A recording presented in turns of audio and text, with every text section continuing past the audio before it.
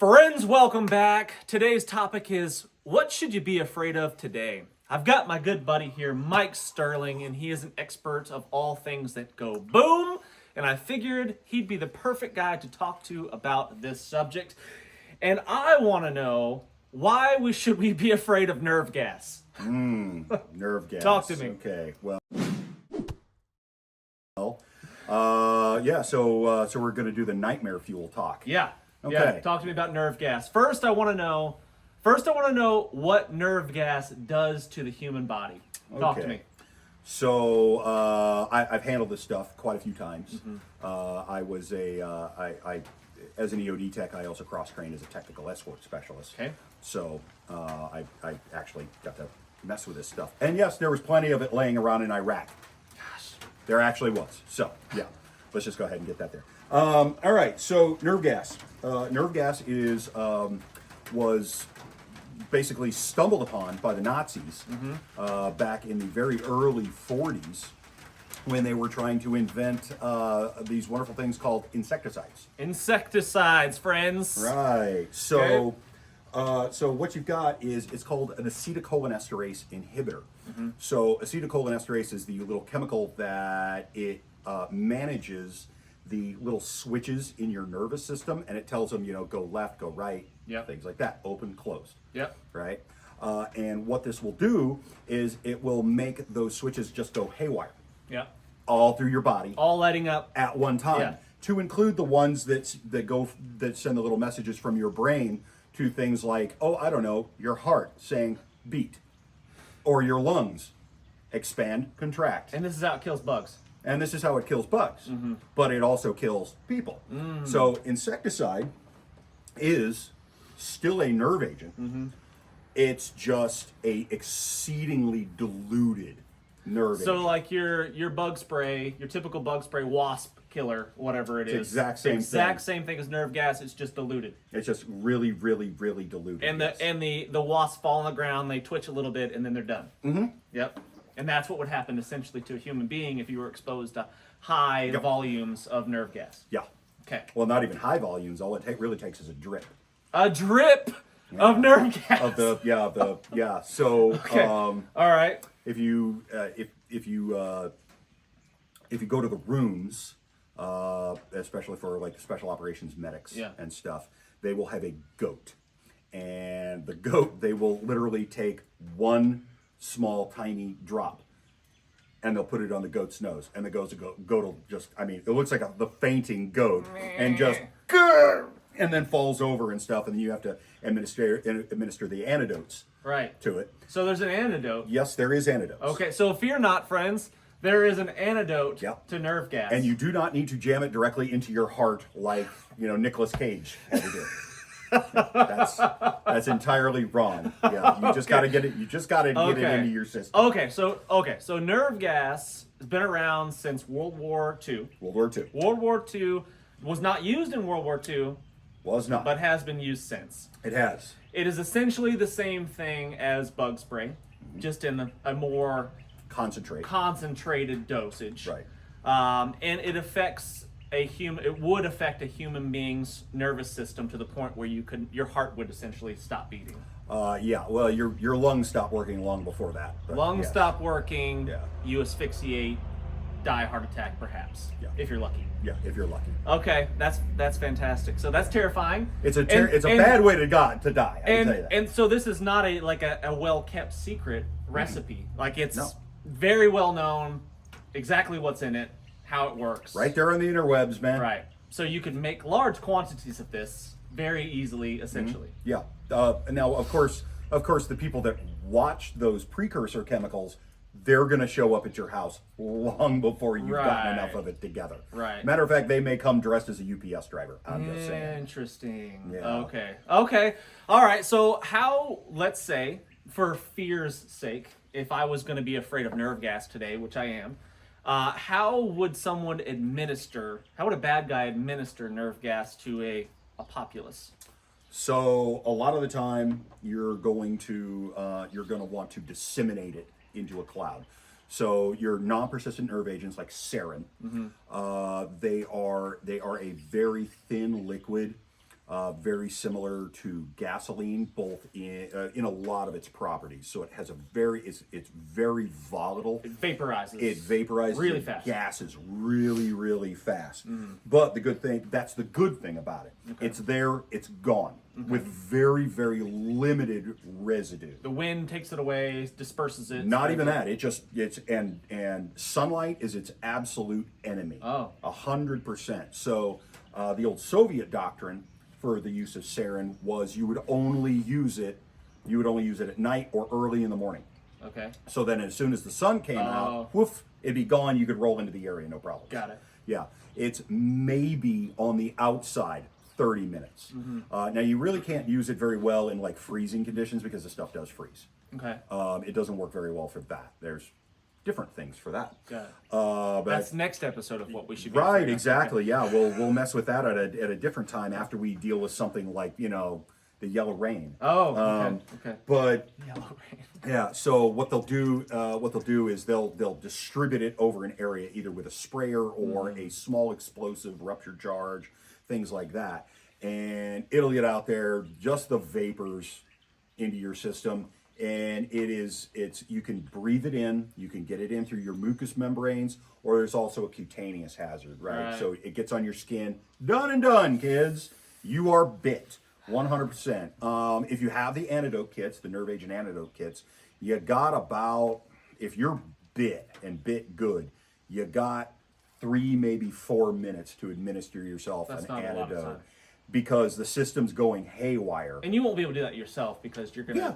You think you could in that amount of time. So in the military, we always carried a set of nerve agent antidote kits in our mask.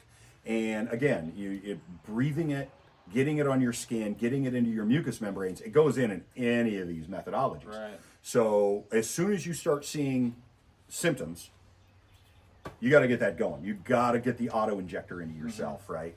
And it's atropine and 2-PAM chloride are the two primary chemicals, right? The problem with the atropine is the atropine runs your heart rate up so much that once you get yourself 3 full injections, you have a pretty good chance of your heart exploding. So, so thankfully you're not dying of the nerve gas. You're dying of a heart explosion. Well, the point is at that point you're gonna make it, right? You're gonna get through it.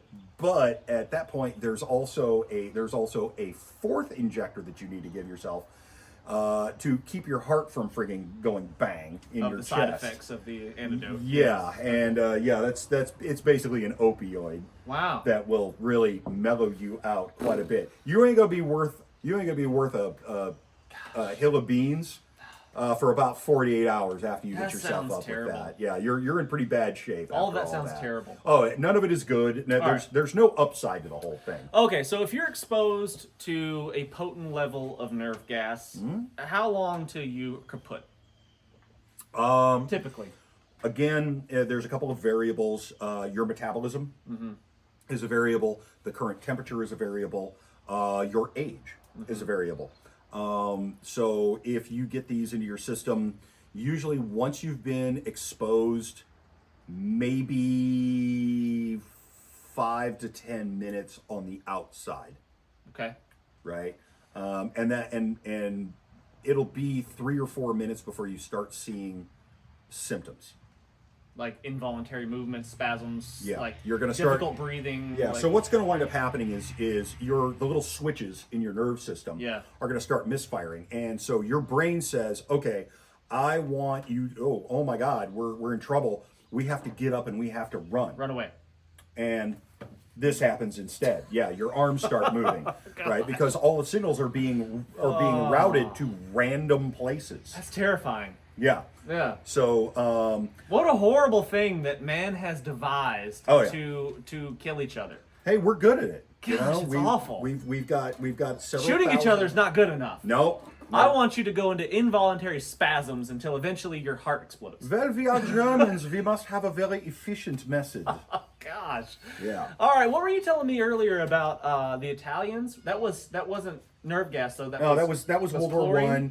So a lot of the deployment of a lot of this stuff has to do a huge thing has to do with 1, temperature, right, and 2, wind direction. Wind direction. Right? So if you plop it out downwind from me and it blows away from me, I really don't care. It's not going to work. It's not really going to work. And the Italians had huge problems. And as a matter of fact, the jihadis in Baghdad tried to do the exact same thing on us. They kept on trying to deploy chlorine gas. And small problem, they hadn't quite figured out the whole wind direction thing. Oh, wind is... So all of a sudden for us, Baghdad started smelling like the locker room in a YMCA, and yeah, it just blew all this big green cloud away from us. Wow! And we were like, smells weird, but kind of clean for a change. Yeah. And yeah, the Italians kept on having the same problem. They would deploy chlorine gas in the First World War, and it would blow right back into their face. Because they were on a schedule. They were like, at 9 o'clock, we're deploying this bomb. The chlorine bomb. Exactly. We're going to deploy all this chlorine gas. But sir, the wind is... Shut up. Don't bother me with trivial details of wind. Get back where you belong. Right? Oh, we're yeah. We're doing it at 9. They weren't, yeah. Hey, we're doing it live. All right. Okay, so to sum this up, nerve gas is terrible. It's a pretty horrible way to go. Wind dependent, obviously. Probably going to get flagged if you try to acquire the materials. Pretty well guarantee it. Okay. So in reality, is this something that we should be concerned about at all? God, no. Okay, cool. Because I go back to the lesson from the 13th Warrior. Yeah. Fear profits a man nothing. Right. Hide your head in a hole if you like. You won't live 1 second longer. Wow. Why worry about these things? Why worry what you can't control? Control the exactly. controllable. That's what I'm always saying. Control Yeah. the controllable. Be as prepared as possible for the most likely events in your area. Right. Is nerve gas the most likely event in your area? Absolutely not. But it's fun to talk about. It's fun to talk about. But, the big thing is that I always tell my students is, look, nobody's going to use a war agent on you, especially not here in the United States. Yeah. Nobody's going to drop yellow rain. Nobody's going to drop sarin. None of those things are going to happen. What you should worry about, right?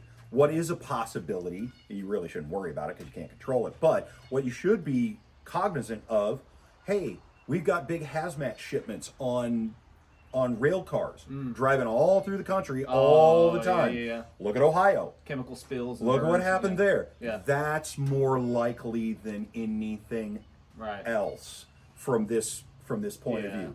Do you know what's out there? No. Is your surplus Czechoslovakian gas mask with a filter that's also 40 years old, that's not been kept in a proper environment, going to protect you? Absolutely not. Mm-hmm. The problem is, one gas mask filter does not handle all everything. Things. It doesn't. There are literally, go to the MSA website. Mm-hmm. MSA produces immense quantities of filters. Go there and look at the sheer volume of filters that are specifically designed for specific agents. Right. And there's a lot of these things that, do you have enough oxygen in your environment? Right. Is it going to leave oxygen in the environment? Yeah. Could you even breathe with the mask? Right. Yeah. Is the mask going to protect you? Or, like nerve gas, are you going to need to wear a suit too? Because if it gets on your skin. Right. Yeah. Because it's a cutaneous hazard or it's a mucous membrane hazard or anything like that. Right. Yeah, the mask isn't necessarily gonna it's not going to cut it. It'll handle some things, but not everything. Interesting. Yeah. Well, I appreciate your expertise. I appreciate you telling us about what we should be afraid of today. Thanks for watching, friends. On the next episode of What You Should Be Afraid Of, what will we talk about? Aliens? Giant chickens. Oh, freaking A, man.